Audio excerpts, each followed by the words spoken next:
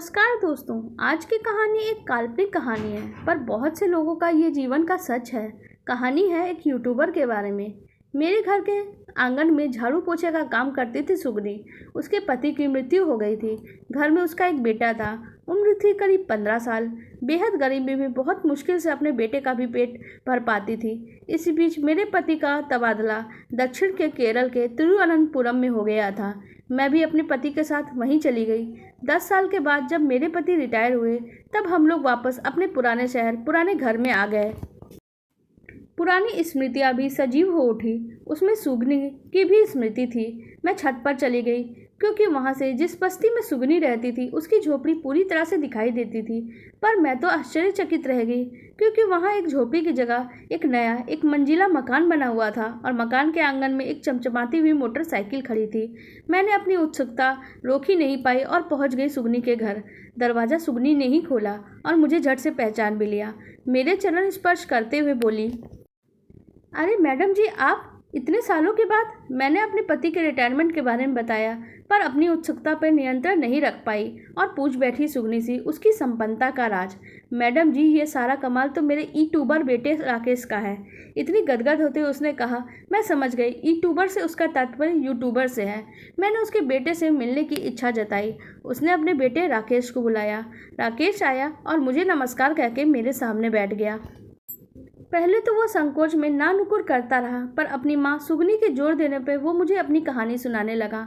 आज से 7 साल पहले अम्मा को टीबी हो गई थी। उनके बीमार होने से उनका काम छूट गया। अब घर में कमाने वाला कोई नहीं था। उस समय मैं 12वीं की क्लास में था। अम्मा की बीमारी के कारण मुझे 12वीं पास करके पढ़ाई छोड़नी पड़ी। अब मात्र 12वीं पास, जिसके पास कोई अनुभव नहीं था, उसे नौकरी कौन ही देता। पड़ोसियों के आगे हाथ जोड़ के गिड़गिड़ा के विनती करने पर उन्होंने मुझे एक सेठ के किराने की दुकान पर नौकरी लगवा दी। वहाँ पे मुझे 1 महीने में सिर्फ 4000 रुपये मिलते। इन 4000 रुपये में मुझे सिर्फ अम्मा का इलाज ही करवाना था और अपना का पेट भी भरना था। मुझे रात रात भर नींद नहीं आती। मैं रोता बिलखता छटपटाता, मैं भगवान को कोसता कि उसने मुझे गरीब क्यों बनाया। ऐसा कहते हुए उसकी आंखों से आंसू बहने लगे। उसकी दर्द भरी दास्तान सुनकर मेरी भी आंखें नम हो गई थी। थोड़ी देर लगा उसे संयत होने में। अब वो फिर आगे बोलता है, जिस दुकान में मैं काम करता था वहाँ सभी लोगों के पास स्मार्टफोन था, सिर्फ मुझे छोड़ के। खाली समय में वो लोग व्हाट्सएप पे चैटिंग करते, यूट्यूब पे गाने सुनते और उन्हें देखकर मेरी भी इच्छा होती कि काश मेरे पास भी स्मार्टफोन होता, पर गरीबी के कारण मन महसूस के रह जाता। राकेश ने मेरी तरफ देखा। मुझे अपनी बात ध्यान से सुनते देख उसने आगे कहा, मेरी मेहनत और ईमानदारी को देखकर सेठ जी ने मेरी तनख्वाह बढ़ा दी, तो मैं अपने आप को रोक नहीं पाया। मैंने किस्तों में स्मार्टफोन खरीद लिया। अपनी नादानी भरी बात पर वो सही धीरे से मुस्कुरा दिया। फिर बोला, एक दिन मैं ही यूट्यूब पे नई फिल्म के गाने देख रहा था। तभी संयोगवश मेरी निगाह एक यूट्यूब वीडियो पे पड़ी, जिसका शीर्षक था यूट्यूब से पैसे कैसे कमाएं। ये वीडियो देखकर मेरी आंखों में तो जैसे चमक आ गई। मैंने उसे ध्यान से देखा, स्टेप बाय स्टेप उसे समझा, फिर अपना एक यूट्यूब चैनल हमारा मंदिर बनाया। दूसरे दिन सुबह सुबह उठकर मैं शहर के प्रसिद्ध हनुमान मंदिर में पहुंचा। वहां हनुमान जी की भव्य मूर्ति, मंदिर के इतिहास के बारे में पुजारी जी से साक्षात्कार का मैंने स्मार्टफोन से वीडियो बनाया और इस वीडियो को मैंने यूट्यूब के चैनल हमारे मंदिर में अपलोड कर दिया था। मैं दुकान से छुट्टी वाले दिन कभी शहर के माँ के दुर्गा, कभी गणेश भगवान, कभी साईं बाबा, कभी बालाजी के भव्य मंदिरों की वीडियो बनाता और अपने यूट्यूब चैनल पे अपलोड करता। और इस यूट्यूब चैनल को देखने का आग्रह मैंने व्हाट्सएप पे अपने दोस्तों से, अपने पड़ोसियों से और किराने की दुकान जिस पे भी मैं काम करता था, और मैंने बहुत बड़े कागज़ पे लिख के चिपका दिया, जिसे देखकर दुकान में आने वाले ग्राहक मुझे देख के यूट्यूब चैनल हमारे मंदिर को देखें, उसे लाइक करें और उसे सब्सक्राइब कर लें।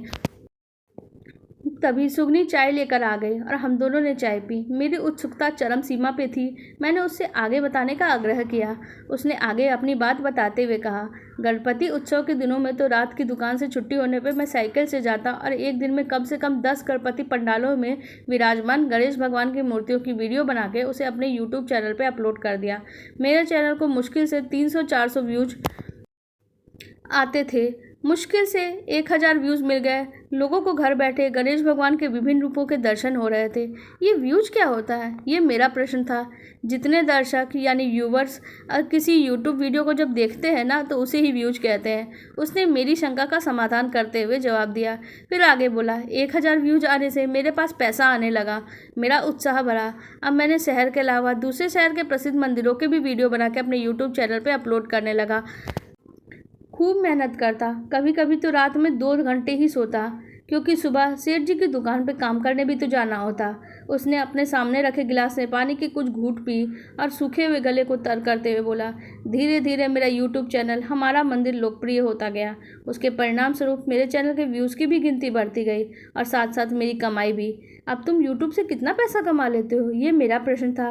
करीब 60 से 65 हज़ार रुपये प्रति माह। इन्हीं रुपये से मैंने अम्मा का इलाज कराया, घर बनवाया और मोटरसाइकिल भी खरीदी है।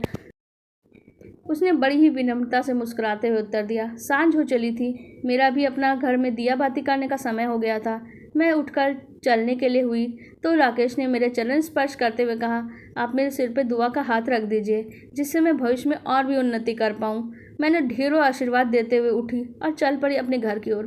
घर वापस आते रास्ते में मेरे दिमाग में बस यही बात आ रही थी, किसी ने ठीक कहा है, गरीब घर में पैदा होना अभिशाप नहीं है, पर गरीबी में जीना अभिशाप है। राकेश ने गरीब घर में जन्म तो लिया, पर अपनी कड़ी मेहनत, ईमानदारी और लगन से गरीबी के अभिशाप से हमेशा के लिए मुक्ति पा ली थी। सत्य यह है कि हम अगर लगन और मेहनत से करें तो हम अपने लिए बहुत कुछ कर सकते हैं। आपको हमारी ये कहानी कैसी लगी, कमेंट सेक्शन में जरूर बताइएगा। धन्यवाद।